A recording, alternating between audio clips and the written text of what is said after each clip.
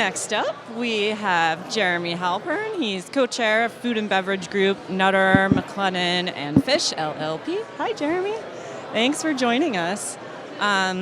So you spoke with us at the boot camp on Monday about investments a bit, and I saw that you got hounded immediately after the presentation ended. I'm curious what types of people have approached you, what types of questions they've been asking you here at NOSH Live. Sure. A lot of people are very interested in structuring early stage investment. So they're trying to think about, they might have friends and family who have already indicated some interest, or they might have an early high net worth individual who's indicated that they'd be interested in investing.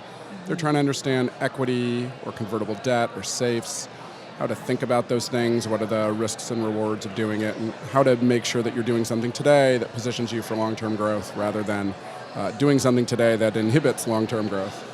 Yeah. Definitely. And what are some of the biggest mistakes you feel like emerging brands make with investments in the beginning? Sure. So it probably covers a range of things. Some of it is tactical in the way that they approach investors. This morning, I got an email in my inbox where someone just data dumped on me and then said, would you be interested in investing? Right? That's a terrible way to approach an investor.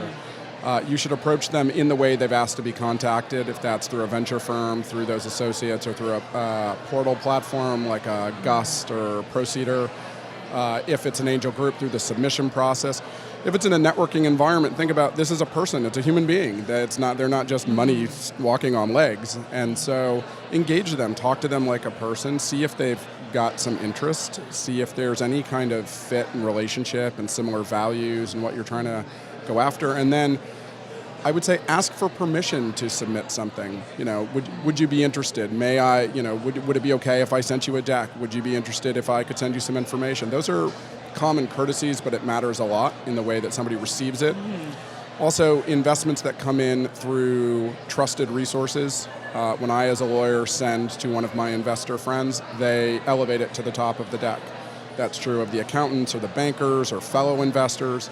If you just send things live to people, maybe it'll get looked at, but it might get looked at next year for all you know. It's at the bottom of the deck. Second, it's all about, I think, trying to find alignment between what you want and what they want and being respectful that they have their goals and their objectives as investors, either personally or on behalf of third parties for whom they're fiduciaries. And for you, the entrepreneur, thinking about, okay, I want that money accelerates growth, but I need to do a deal that works for me and works for them. And so how do I create a conversation that starts about alignment, ends about alignment, structure is about alignment, everything is about going in the same direction together. And I think you mentioned that cultural fit is a really important thing to consider. How does one define cultural fit in this situation?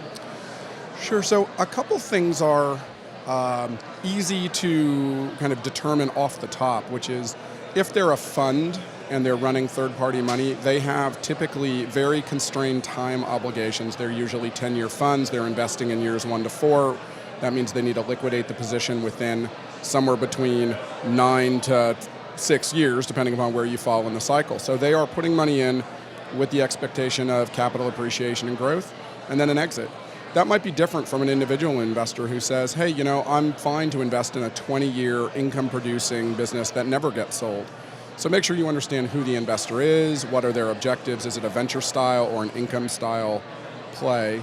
And then culture, I think a lot of that is around how do you think about control of the business? Who's going to be making decisions? How collaborative is it? Does the investor want to be hands-off, silent partner?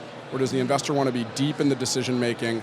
And then you as the entrepreneur have to be comfortable with the idea that it's now a collaboration, it's now it's a triumvirate, as it were, as opposed to a dictatorship where they're used to just making decisions. Now you have to confer with people, you have to stop, you have to get input, you have to get alignment.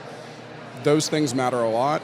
I think values matter. There are people who invest in certain kinds of brands with certain kinds of social impact or certain kinds of entrepreneurs, whether that's women-led or minority-led businesses. I work with one investor who I have such respect for because he tries and finds projects that are veteran-led, because he's very passionate about that and trying to find ways to inject money into that community. And so those are good things. Those help create alignment. But also, what's the impact on the other side? Are you interested in projects as an investor that are all about high growth, or are you interested about double bottom line. We're changing the health profile, the nutrition profile, maybe health benefits for a category of people, maybe accessibility of food. Maybe there's a give back in terms of the generation of the supply chain that led into that product. So those are good things to ask and to make sure you're on the same page about. And as you mentioned, it can be difficult for the entrepreneur to relinquish control, especially in the beginning when you're so used to deciding a lot of things on your own. Can you maybe give a piece of advice or two on how they might maintain their cool in that situation? Absolutely. There's a great book someone mentioned yesterday by a friend of mine, Noam Wasserman at Harvard Business School, who talked about the founder's dilemma. And are you oriented towards wealth creation or oriented towards control? And an important thing as an entrepreneur is to be just honest with yourself. Are you the kind of person who likes to be the decision maker and you don't like to consult people?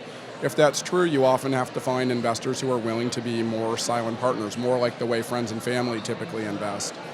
If you're someone and it's all about wealth creation, then that should be a reminder to you all the time that when you are going to make a decision and you're seeking input, you're not just seeking input for form's sake. You're doing it because hopefully you've identified investors who are bringing real value to the table. They're bringing experience, knowledge, contacts, domain expertise. They've also have pattern recognition. They've tried sometimes that same thing 3 or 4 times. They know how it plays out. So they can add a tremendous amount into the conversation. And so at that point, it's not about control. It's back to what is the objective? We're trying to get to the best answer under the circumstances. So they have a lot to offer. Mm-hmm. Now, this is obviously a lot of information to take in as a new entrepreneur. Is there a resource or two other than the book that you mentioned that maybe entrepreneurs can go to find out more about all of this if they're just curious? Yeah, there's some great resources out there, and everything from things at Y Combinator to the Capital Network, which is out of Boston, that does a lot of resource-rich material around the fundraising process. Bob Stringer, who's a great investor in the early stage food and beverage space, wrote a book called Culture.com about building culture internally, and that extends out to how you think about investors. Also, peer-to-peer networking and having a share group of fellow entrepreneurs to talk through some of these issues with, super important resource. Also, again, the bankers, the lawyers, the accountants, again, we see thousands of deals. We see how these things play out. So we're often a great resource. Someone's always willing to have a lunch with you. So you don't need to be on the clock to say, hey, would you get a cup of coffee? And I just want to talk through an issue and get some feedback to help think through some of these, evolution kinds of issues. Yeah, definitely. I think that's great advice. I think sometimes maybe there's some overthinking involved rather than just reaching out in a more casual way. And this is an amazing community. People are so willing to just have that cup of coffee and offer some support. Mm-hmm. Absolutely. Well, is there anything else that stood out to you here at NOSH Live the last couple days? Yeah, as ever, I'm always impressed when I come here about the quality of the content and also the quality of the participants, the presenters and the attendees, that people are very motivated about finding what's next and seeing amazing new products. I've got clients here who are doing amazing things, but I've also met some new friends who are tackling really interesting opportunities in the marketplace, and you just think, oh, that's so smart. Mm-hmm. And it's always great to see those kinds of businesses. It's very inspiring. Mm-hmm. What was your favorite snack at the expo? I feel like that's dangerous when you represent a bunch of clients all in the snack space. We could say one of my clients, Rind Snacks, is launching their new dried strawberry product, and it's phenomenal. It's like a ball of strawberry jam in your hand, except not messy, which everything about that I love. Such a smart, innovative approach to dealing with fresh produce, of having that in that dehydrated format, but in a way that's still really delicious and very authentic. Yeah. So I've really enjoyed that. But there's a host of things here that are really impressive. Mm-hmm. Absolutely. Well, we're happy to have you here joining us. Thank you so much for stopping by the live stream, and I look forward to staying in touch. Absolutely. Thank you guys so much for doing this. Of course. See you soon, Jeremy.